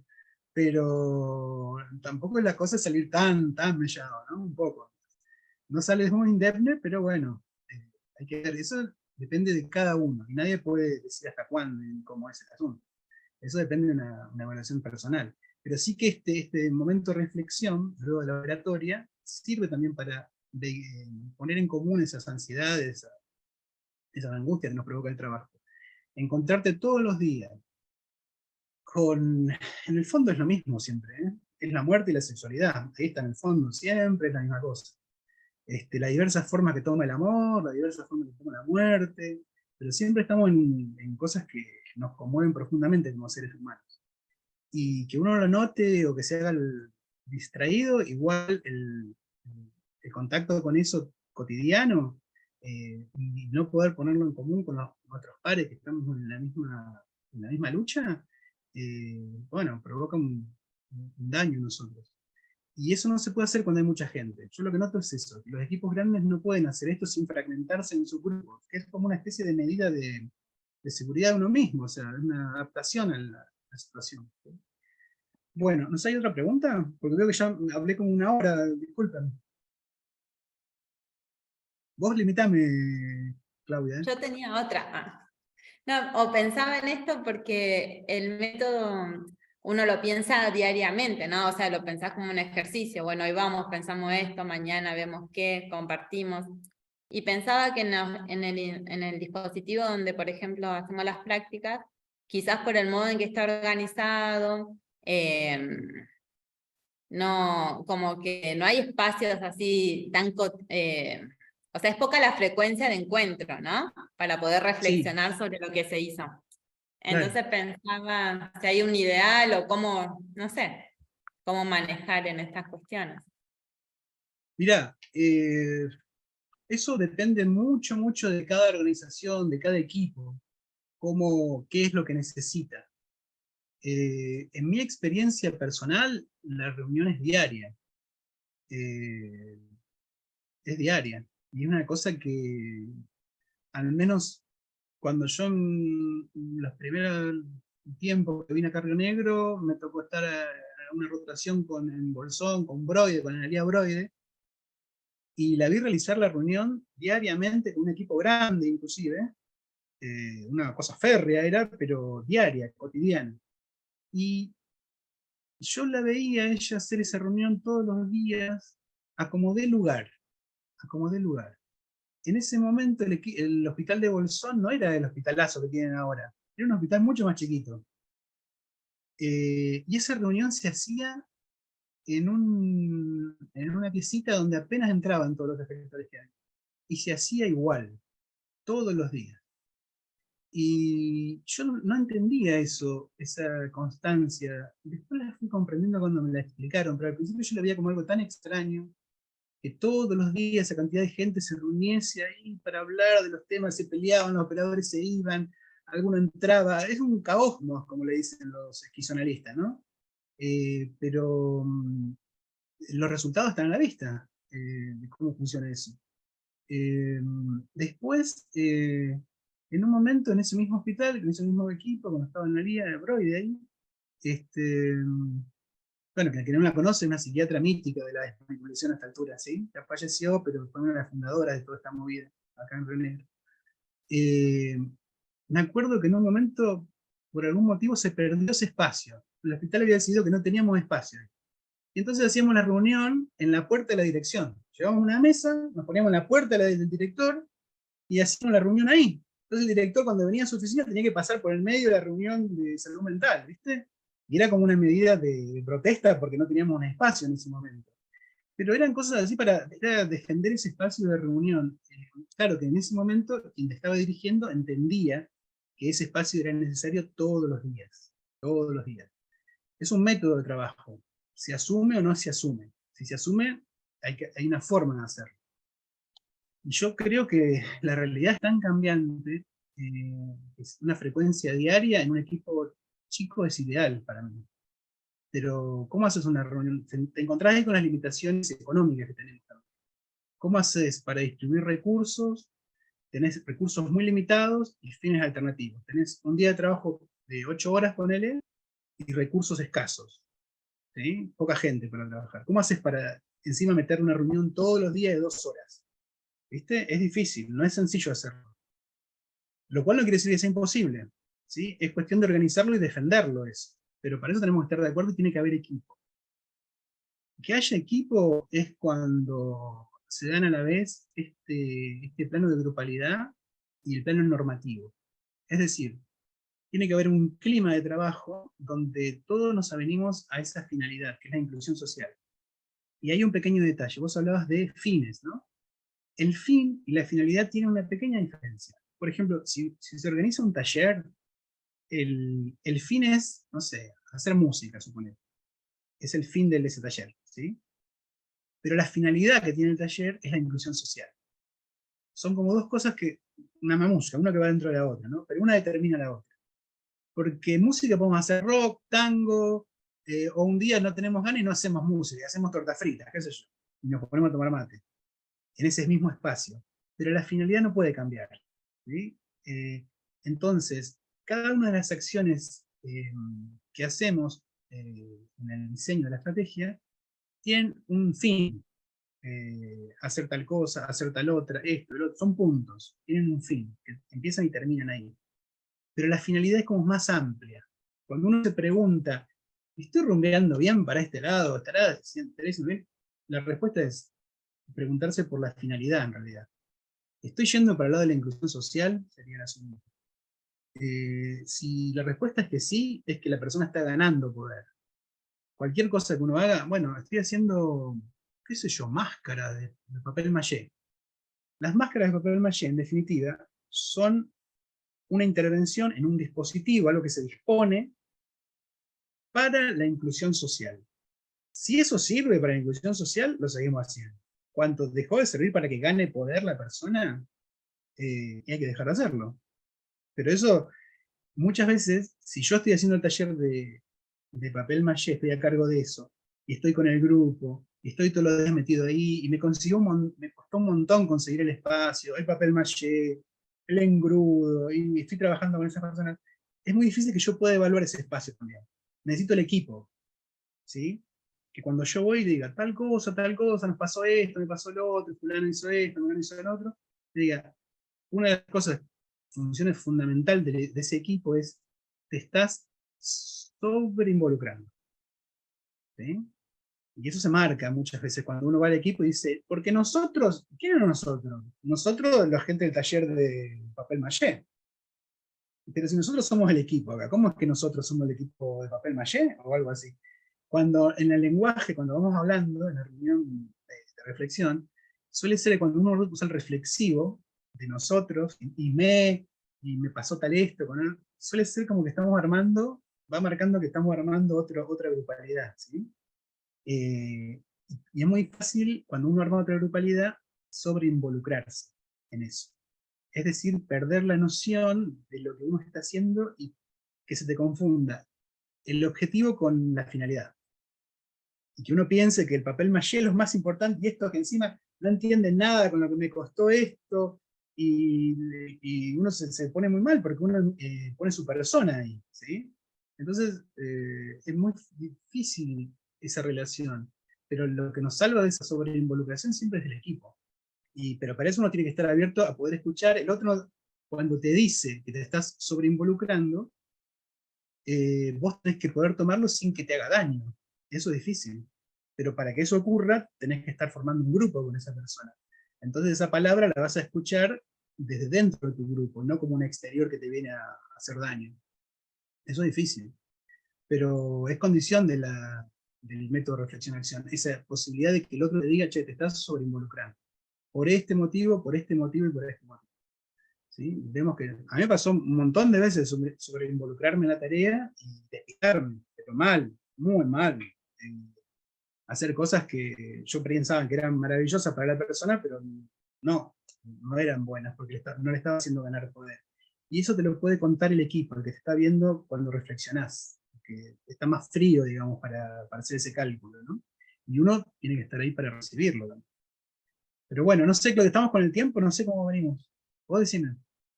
Hablando de tiempo, estamos con el tiempo, que siempre es un recurso escaso. Bueno, Estamos más o menos como en horario. de acuerdo. Quiero que sigas hablando, porque es tan claro, Aníbal, cuando vas explicando estas cosas que es muy difícil la articulación teórico-práctica, y a vos, bueno, te vamos escuchando y vas tejiendo todo el tiempo una cosa con la otra. Ah, sí, acá tengo todo el edredón que tengo tejido. Tenés ahí, viste, mucho papel maché, Mirá, ahí está, vas tejiendo, vas tejiendo. Me salió esto, y mirá, me salió esta cosa. Qué bueno. No, me encanta, me quedaba pensando con esto de la frecuencia de las reuniones, esto que dijiste, ¿no? Respecto de que para que haya equipo tiene que haber grupalidad e institución, y pensaba que claro. tal vez la frecuencia de ese encuentro también tiene que ver como con la institución, con los momentos de la tarea, con la historia misma del grupo, porque hay algo de esa tarea y de cómo nos convoca lo que va sucediendo en la práctica, que me parece que no se puede reglar para todos los equipos por igual, ¿no? Que va más allá como del tamaño del equipo. No, nosotros lo que tenemos en Río Negro es que, justamente, el tema es que son tan distintas cada localidad, somos tan diferentes todos, que no nos sirve una regla. Pero en general nos sirven las reglas como estructura para repetirlas. Tienden a hacer eso. Pero si planteamos un modelo de intervención, me parece que ahí, si vamos a plantear un modelo, es un modelo, digamos, justamente. Después, ese modelo uno lo toma y lo desarma, le pone cosas, va viendo. A mí me parece, en mi experiencia, que el modelo, yo lo practico, funciona así, funciona relativamente bien. ¿Podría funcionar mejor? Sí. Pero con esa frecuencia va bien. He visto otros equipos que usan la misma frecuencia, pero depende de cada realidad, porque tampoco la frecuencia es garantía de nada, porque si le damos mucha frecuencia, una frecuencia diaria, pero la reunión es normativa absoluta, y no es creativa, tampoco sirve. Entonces, yo diría, es reunión, para mí, mi modo de ver es reunión. Yo no creo que sea posible, la verdad, reflexión-acción con más de 10 personas, así con una frecuencia cotidiana, con casos complejos. Lo otro es una impostura normativa. Nos reunimos, hablamos, no sé, tal cosa, alguien toma decisiones rápido, pero no nos escuchamos. Eso no es método de reflexión-acción, eso es método de normativa-acción o algo así, habría que ponerle otro nombre.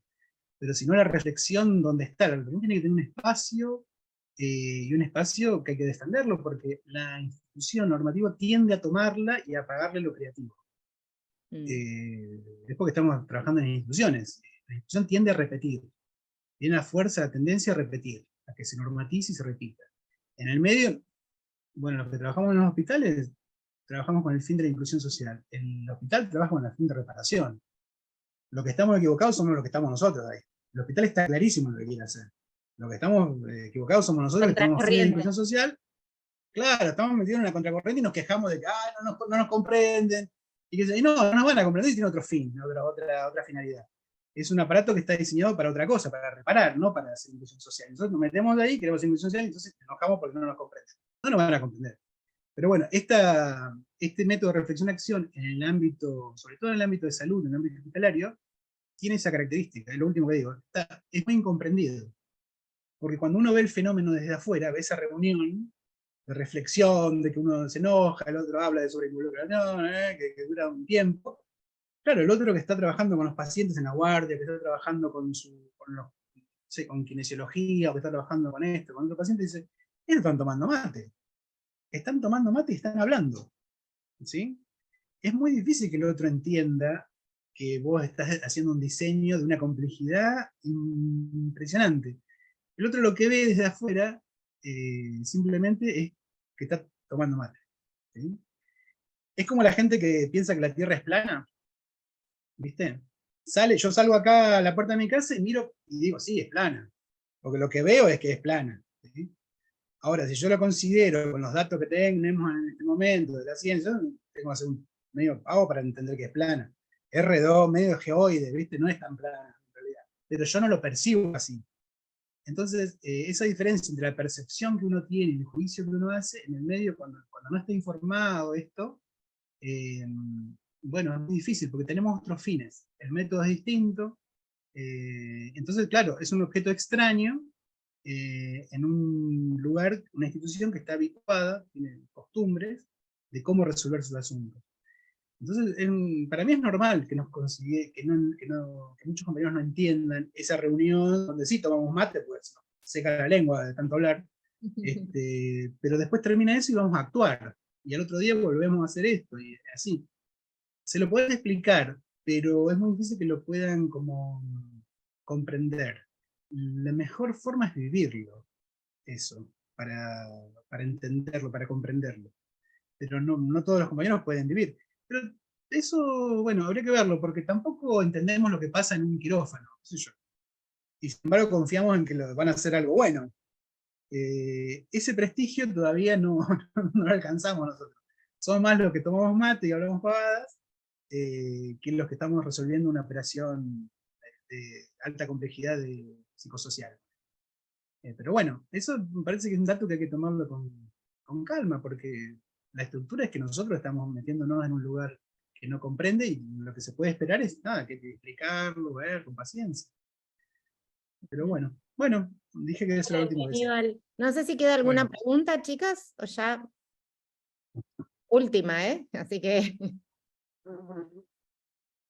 a ver. No, gracias, agradecer de mi parte.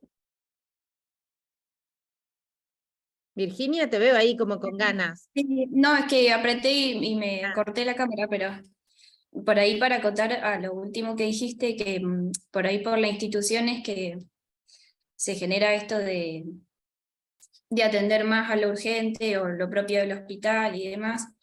Lo que estamos viendo con Adri por ahí en la experiencia es que nos contaron que desde la pandemia reciben un montón de casos de urgencia, abrieron la Guardia de Salud Mental, como que dan más lugar a lo urgente y cada vez queda menos espacio y recursos para los dispositivos de prevención. Y no, eso nomás. Y por ahí, bueno, también agradecer porque está bueno escuchar a los autores que leemos y también verlos al lugar al que vamos y eso. Bueno, eso que vos decís, no sé si tengo tiempo para decirlo. ¿Le puedo contestar a Virginia? Sí, Bueno, tranqui. Sí. Lo que vos decís es recontra complejo, porque es una discusión en salud muy profunda de que si la oferta crea la demanda o la demanda crea la oferta. ¿Viste? Es cómo se organiza eso. Si yo abro servicios de atención primaria, ¿voy a tener demanda de atención primaria o voy a seguir teniendo la misma demanda que tenía antes? Pareciera, yo no estoy seguro, porque no es un ámbito que visite mucho, pero parece que la oferta que uno hace está muy, muy relacionada con la demanda que uno recibe. Es decir, si yo abro 20 consultorios de intervenciones tipo psicoterapéuticas, es muy probable que lo ocupe los 20, ¿sí? Y que se llene eso y que la comunidad demande eso, ¿sí? Porque parece que la forma en la que construimos nuestras demandas tiene mucho que ver con los mensajes que provee la institución. Como que no las sacamos de no es que la inventamos, esas demandas, sino que se organizan.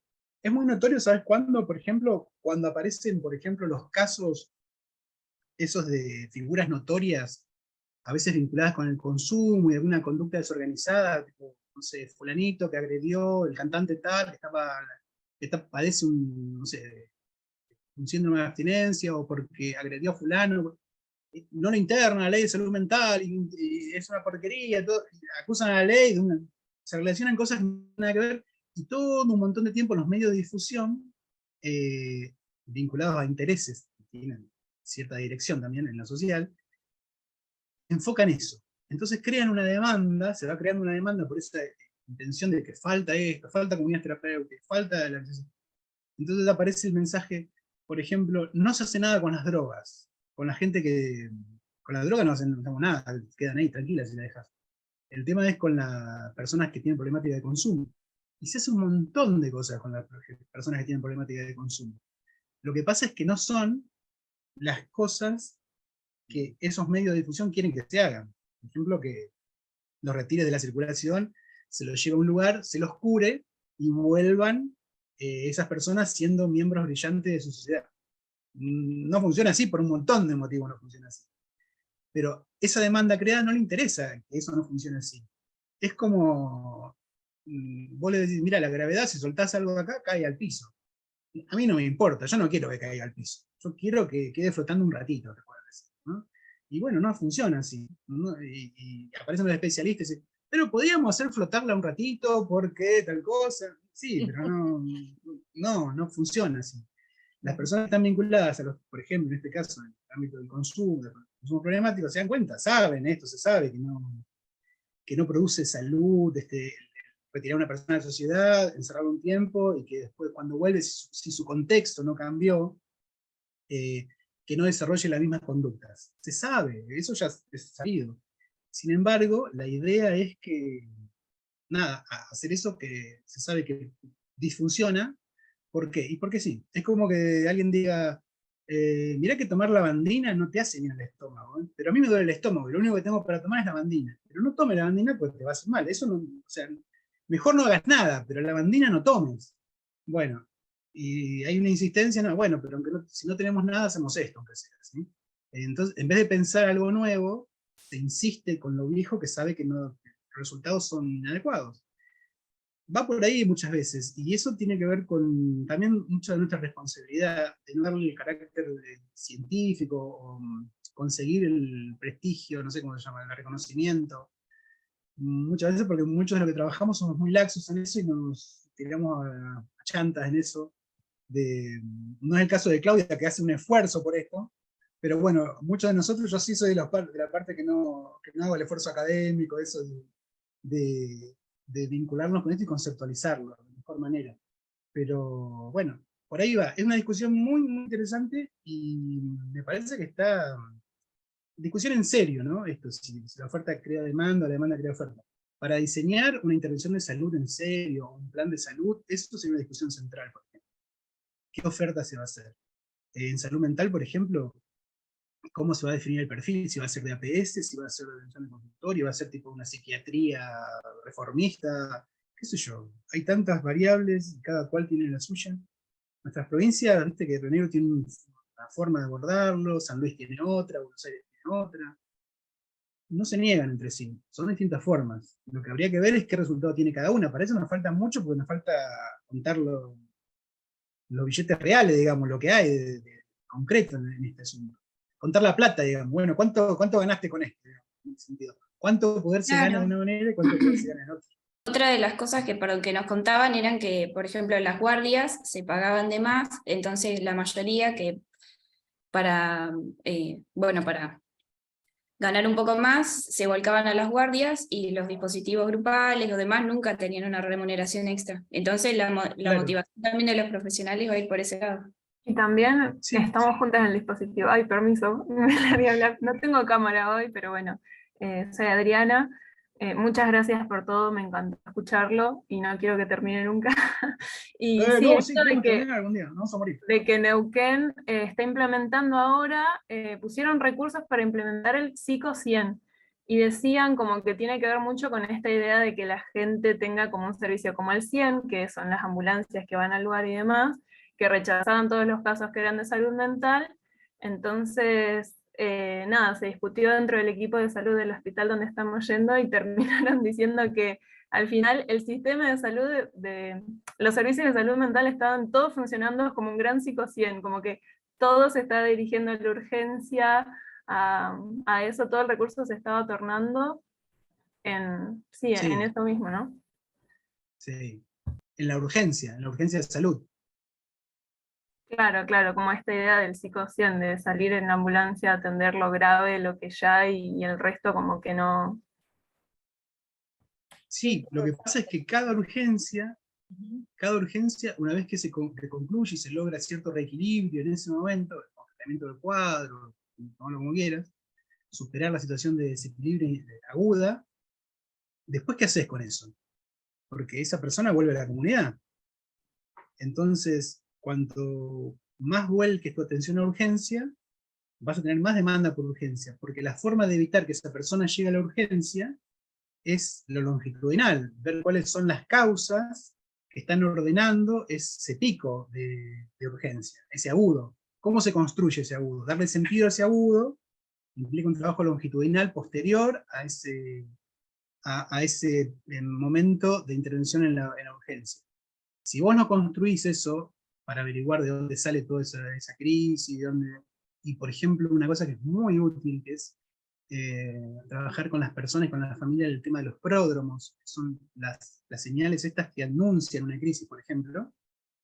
Si vos lográs trabajar de esa forma y que sean conscientes de los pródromos, típico, no duerme, no come, alteró su conducta la persona, que venga a consultar, que la persona tome confianza en eso, va a disminuir seguro la intervención por urgencia, pero requiere esto que decía la compañera Virginia. ¿Qué oferta hacemos nosotros? ¿Hacemos una oferta de seguimiento longitudinal? Claro, no vamos a poder estar todo el tiempo en la guardia. Pero hay que hacer la oferta y hay que ver cómo se apaga esos picos de guardia. Si estamos todo el tiempo en urgencia y nadie mete un tiempo para pensar, y sí, vamos a seguir en urgencia. Pero estar en la urgencia es como estar ciego. Es como si una institución que no le falta la vista, ¿no? Se va encontrando con los objetos, va caminando y se choca con los objetos. Se choca con un objeto, se choca con... Es como una persona no vidente, no entrenada también, ¿no? Porque hay no evidente que se manejan bárbaros, pero como un no vidente no entrenado, que se va chocando con los objetos. Choca con uno, después se choca con otro, y esos objetos van apareciendo en una urgencia, claro, si no se los puede prever. Lo otro es comprometerse, pero eso es política ya de trabajo, de diseño, del sistema de salud. Y eso alguien tiene que tomar una decisión para... Y también justamente son variables que se entrelazan, porque también requiere de personas que estén queriendo hacer este trabajo. Porque no cualquiera quiere hacer este trabajo. Y está muy bien que no todo el mundo quiere hacer este trabajo. De meterse con la salud mental, con la angustia, de cosas, y hacer de eso el cotidiano de su vida. Entonces muchas personas, sobre todo los psicólogos, nos metemos en el consultorio, ordenamos turno, ordenamos las variables, cuando se nos complica el asunto derivamos al psiquiatra para que suba la medicación, y si aparece alguna novedad, nada, vamos a la internación, y chao. Sí, es una forma de protegerse, y es una forma de trabajar, eso es una decisión de cada sistema, pero también es una decisión personal, porque uno de los sistemas más ordenados, eso me decía un muchacho, un trabajador social que trabajaba en el Borda hace mucho tiempo, en el 2000, que todas las instituciones tienen poros, y que en esos poros, si uno quiere, puede trabajar como quiera, ¿no? Que las instituciones te hacen una oferta y te ordena, pero no quiere decir que no existan los procesos instituyentes, porque las instituciones también son creaciones nuestras. Entonces, esa forma de ordenamiento es humana, quiere decir que las podemos transformar. Para transformarlas hay que organizarse, y bueno, y tener paciencia, me parece. Bueno, dejo de hablar yo. No, me encantó esto y me encanta la pregunta, me encanta el tema que están trayendo, porque pensaba también, ¿no? Dos cosas. Se ve como desde la política y desde las formas de financiar qué tipo de prácticas reciben más dinero y cuáles menos, también eso se estimula un tipo de modelo u otro, como estábamos diciendo recién. Pero por otro lado también pensaba, Aníbal, en lo importante que es para nosotros, para el modelo rionegrino, la atención en crisis, ¿no? Y cuál ha sido como el valor de esa propuesta de atención en crisis como ideológica, ¿no? ¿Qué significaba la atención en crisis con el tema de las patrullas y demás? Porque también en la urgencia si no nos confundimos como el dispositivo, ¿no? con el modelo. También en la urgencia hay distintas maneras de intervenir. Uno puede ir a hacer una atención de la urgencia para resolver eso que ahí tiene como de emergente y resolverlo con comillas, ¿no? Como acallar esa situación de sufrimiento agudo y que eso sea el trabajo en salud mental en una guardia. O podemos entender nuestras intervenciones, cuando nosotros en Río Negro se habla de intervención en crisis, desde el modelo también, después hay que ver cómo se lleva a la práctica en cada lugar, ¿no? Pero la idea de intervención en crisis también tiene que ver con estar ahí junto con los usuarios, con los pacientes y con la comunidad, cuando decidimos cerrar los manicomios. Vos no podés cerrar los manicomios y no ofrecerte a estar ahí cuando sea necesario, ¿no? Cuando algo de esto irrumpa, entonces en sus orígenes, los dispositivos de guardia, la guardia pasiva, por ejemplo, en salud mental, permitía o alentaba esto, o lo mismo más en sus orígenes, el tema de las patrullas, ¿no? Que haya equipos interdisciplinarios que puedan ir, cuando decían esto del psico-100, ¿no? Como una patrulla, un equipo interdisciplinario que vaya donde hay una emergencia y pueda intervenir. Pero esas intervenciones no eran tipo ambulancia médica, ¿no? Sino era un equipo que iba a pensar con otros una estrategia terapéutica frente a esa emergencia, ese emergente de sufrimiento mental. Las patrullas originalmente eran como una medida para organizar el equipo local. Claro. Para tirarle un par de líneas al equipo local, decirle, bueno, vamos por acá, por allá. Totalmente. Organizar, eran más tareas de organización que tareas de intervención en sí misma, porque después de la presencia de esa patrulla, pues ya se iba al lugar y tenía que quedar organizado en el lugar alguna cosa, alguna referencia a eso. Con las prácticas, como dijimos, no son taxativamente de una profesión o de otra, se puede organizar una intervención de salud mental comunitaria, distribuir las tareas, que esa tarea quede a cargo de diferentes gestores que no sean especialistas en salud mental comunitaria, exclusivamente, no sean psicólogos o psiquiatras o del ámbito psi.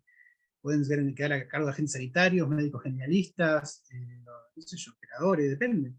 Hay un montón de recursos en los hospitales que podrían intervenir si quisieran. Esas patrullas organizaban eso. Y me parece que igual esas patrullas eran como un dispositivo. A mí me parece que estaba bueno el nombre de dispositivo. Se disponía a eso porque no se tenía en los hospitales los recursos. Ahora se distribuyó por los 30 y pico de hospitales, la mayoría tiene equipo de salud mental, son muy escasas las patrullas, y ese dispositivo como que no lo estamos usando tanto ahora, lo de patrullas, me parece. No. Pero en su momento fue necesario y se lo dispuso para eso. Quizás haya necesidad de otros dispositivos en este momento. Y el tema es si se tiene la suficiente visión como para ver qué es lo que está faltando en tal o cual lugar. Y eso lo pueden decir las personas de ese lugar. Porque llegar ahí, necesitamos que venga un psicólogo, entonces llegás al lugar y te tienen un montón de turnos programados para intervenir en un consultorio. Una pavada total, porque vos te vas y queda un tendal de pacientes atendidos de una sola vez y no tiene sentido eso. Como cuando pasaba el trencito ese que dejaba, no sé si pasar por su pueblo, un tren que daba y hacía diagnóstico y dejaba todo el mundo con el papelito, y después con interconsulta, teníamos un montón de gente. Claro, era una intervención, mucha propaganda, pero después no había, lo que define el tema de calidad para mí es el seguimiento, la accesibilidad y el seguimiento. Es como dos características que definen para mí la calidad. ¿Viste? La persona puede acceder en un momento, que los canales estén abiertos, no quiere decir que no haya estructura, pero que haya una accesibilidad, ese equipo tiene que tener canales de accesibilidad, y después el seguimiento, que implica este rulo de la reflexión, acción, reflexión, acción, reflexión. Bueno, ahora sí, dejo ya de hablar, disculpen. Ahora sí. Disculpen. Bueno. Ahora sí damos por terminado esta hermosa clase, Aníbal. Siempre es muy enriquecedor todo lo que nos ayudas a ir pensando, nos quedamos con ganas de más, de que te quedes hasta las 2 de la noche, Así que eso es No. una buena señal. Se van a dormir todos. Bueno, bueno, yo lo hago porque hago esta clase así por el elogio de esta parte, nada más. Para los aplausos que te vamos Para el a elogio, dar claro, ahora claro, virtualmente. Bueno, Gracias. Bueno, nos vemos. Muchas gracias a ustedes. Hasta pronto. Chao. Siempre Dale, bienvenido. nos vemos, hasta pronto. Gracias. Que estén bien. Muchas Hasta gracias. luego, chao. Chao. Chao.